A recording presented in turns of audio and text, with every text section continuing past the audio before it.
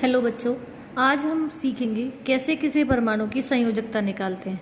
संयोजकता निकालने के लिए हमें सबसे पहले पता होना चाहिए कि किसी परमाणु की परमाणु संख्या क्या है।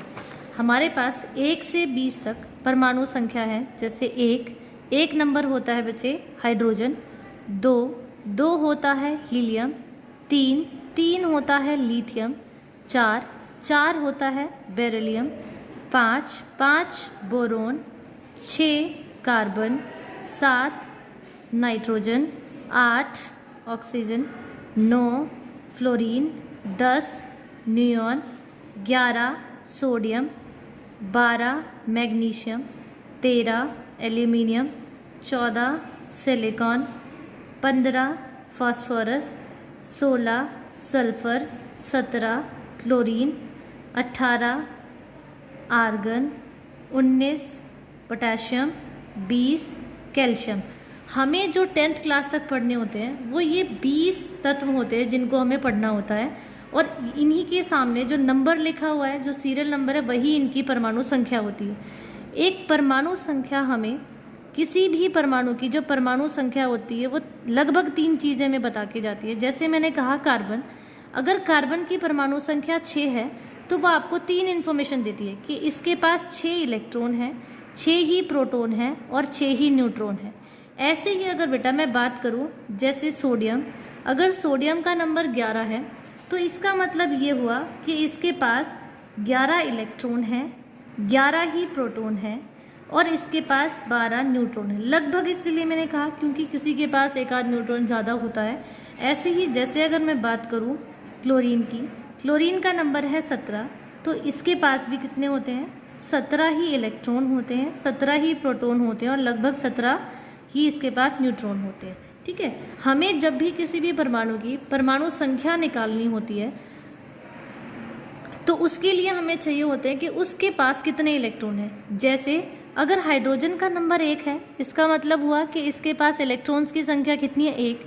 हीलियम के पास 2, लिथियम के पास 3, बेरिलियम के पास 4, boron 5, carbon 6, nitrogen 7, oxygen 8, fluorine 9, neon 10, sodium 11, magnesium 12, aluminium 13, silicon 14, phosphorus 15, sulphur 16, chlorine 17, argon 18, potassium 19, calcium 20। जो इलेक्ट्रॉन्स की संख्या या प्रोटॉन्स की संख्या होती है वो हमेशा हर परमाणु में बराबर होती है। इलेक्ट्रॉन्स की संख्या जैसे ही आपको किसी परमाणु की पता चलती है तो आप आराम से उसका इलेक्ट्रॉनिक विन्यास निकाल सकते हो। जब भी आप किसी भी परमाणु का इलेक्ट्रॉनिक विन्यास निकालोगे, जब भी आप किसी भी परमाणु का इलेक्ट्रॉनिक विन्यास निकालते हो तो उसके लिए आपको परमाणु संख्या पता होनी चाहिए और उसके इलेक्ट्रॉन। जैसे हमें लिथियम का पता चल गया कि इसके पास 3 इलेक्ट्रॉन है।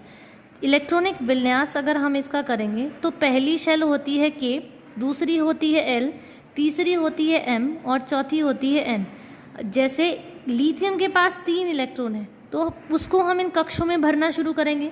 इन कक्षों में भरने के लिए हमें ये पता होना चाहिए कि कौन सा कक्ष कितने इलेक्ट्रॉन्स को भर सकता है। उसके लिए हमारे पास जो नील बोहर हैं, नील बोहर ने हमें बताया कि कौन सा कक्ष कितने इलेक्ट्रॉन भरेगा। हमारे पास जो कक्ष होते हैं वो K, L, M, N और इसी प्रकार से वो आगे बढ़ते चले जाएंगे। ये हमारे पास सीरियल वाइज कोष्ठ होते हैं। पहला कोष्ठ होता है K, जिसके पास N की वैल्यू है 1। जब N की वैल्यू 1 है इसका मतलब ये हुआ बेटा कि ये फर्स्ट शेल है, पहला कोष्ठ है। हर एक जो कोष्ठ होती है उसकी कैपेसिटी होती है कि वो 2n² इलेक्ट्रॉन्स को अपने अंदर भर सकता है। 2n² भर सकता है। n की वैल्यू पहला कक्ष है तो n की वैल्यू होगी हमारे पास 1। यहाँ पे हम n की जगह 1 रखेंगे। जब आप n की जगह 1 रखते हो तो आप 1⁻⁴ 2 × 1 दैट इज़ 2। इसका मतलब ये हुआ जो K है वो अपने अंदर 2 इलेक्ट्रॉन भर सकता है। इसी तरह से L दूसरा कोष्ठ है। जब दूसरा कोष्ठ है इसका मतलब हुआ n की वैल्यू 2 हो गई तो आप यहाँ n की जगह 2 रखेंगे। जब आप यहाँ n की वैल्यू 2 रखेंगे तो आप कैलकुलेट करेंगे 2 × 2⁻² मीन्स 2 × 2 4। तो 2 चौक अगर आप करते हो 2 4 8 हो जाएगा। इसका मतलब हुआ कि L अपने अंदर 8 भर सकता है। इसी तरह से जब आप तीसरे का निकालेंगे, तीसरा कोष्ठ आपके पास है M, n की वैल्यू हुई 3, क्योंकि तीसरा कोष्ठ है तो n की वैल्यू 3 रखेंगे। जब आप n की वैल्यू 3 रखेंगे तो 3 रेज टू द पावर 2, तो 3 रेज टू द पावर 2 होता है 9। इसका मतलब 2 इंटू 9 करेंगे, जब 2 इंटू 9 मीन्स 18, कि थर्ड जो कक्ष है आपका, थर्ड जो कोष्ठ है वो आपका 18 इलेक्ट्रॉन भर सकता है। लेकिन हर जो कोष्ठ होता है वो अपने अंदर मैक्सिमम 8 भर सकता है, 8 इलेक्ट्रॉन भर सकता है। इसका मतलब ये हुआ जो K है वो अपने अंदर 2 इलेक्ट्रॉन भर सकता है, जो L कोष्ठ है वो अपने अंदर 8 इलेक्ट्रॉन भर सकता है, जो M कोष्ठ है वो 8 भर सकता है, और इसी प्रकार से सब अपने इलेक्ट्रॉन्स को अपने अंदर भर सकते हैं। हम बात कर रहे हैं इलेक्ट्रॉनिक विन्यास की। तो इलेक्ट्रॉनिक विन्यास मतलब कि कौन सा कक्ष कितने इलेक्ट्रॉन भर सकता है। जब मैंने कहा लिथियम का नंबर है 3, इसका मतलब K के पास जाएंगे ये तीनों इलेक्ट्रॉन। जब ये K के पास तीनों इलेक्ट्रॉन्स जाएंगे तो K के सिर्फ कितने इलेक्ट्रॉन भर सकता है, वो अपने अंदर 2, तो 3 में से 2 इलेक्ट्रॉन तो किसके पास आ जाएंगे, K के पास आ जाएंगे, और एक जो बच गया वो नेक्स्ट कोष्ठ को चला जाएगा, दैट इज इसके अंदर आएंगे 1। इसी तरह से अगर मैं कहूँ 7, जिसका नाइट्रोजन के पास कितने इलेक्ट्रॉन है, 7, इसका मतलब ये हुआ कि अगर हम इनका इलेक्ट्रॉनिक विन्यास करते हैं तो K के पास आएंगे 2 इलेक्ट्रॉन और बाकी बचे हुए चले जाएंगे किसके पास, L के पास। ऐसे ही सोडियम के पास 11 हैं तो 2 इलेक्ट्रॉन जाएंगे K के पास, बचे हुए 9 नेक्स्ट को L के पास जाएंगे, लेकिन L अपने अंदर 8 भर सकता है तो उस 9 में से ये अपने अंदर 8 भर लेगा।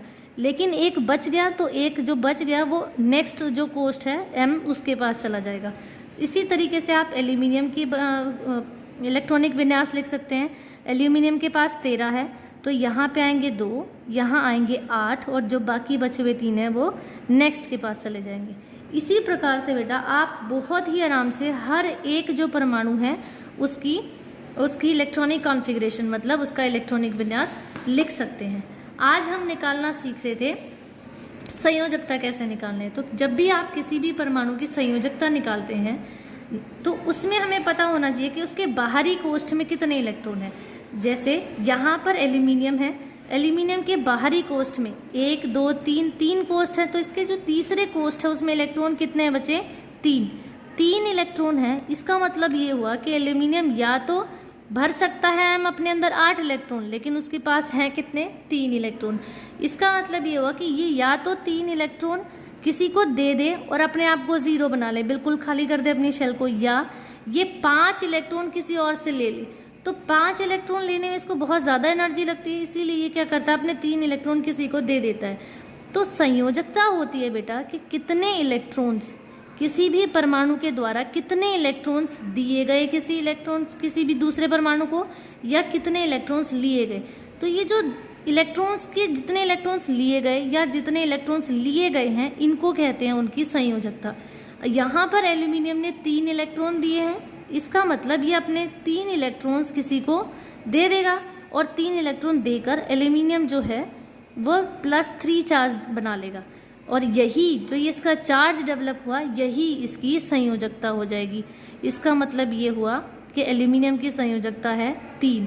ऐसे ही अगर मैं सोडियम की बात करूं बेटा, तो जो सोडियम होता है उसके पास आखिरी कोष्ठ में कितने इलेक्ट्रॉन, 1 इलेक्ट्रॉन है, और यही इलेक्ट्रॉन उसके पास या तो 7 किसी से ले ले वो, या 1 किसी को दे दे। तो ये अपना 1 इलेक्ट्रॉन किसी को दे देता है, और 1 इलेक्ट्रॉन जब ये दे देता है तो सोडियम अपने ऊपर बना लेता है प्लस चार्ज, और यही इसकी संयोजकता होती है 1।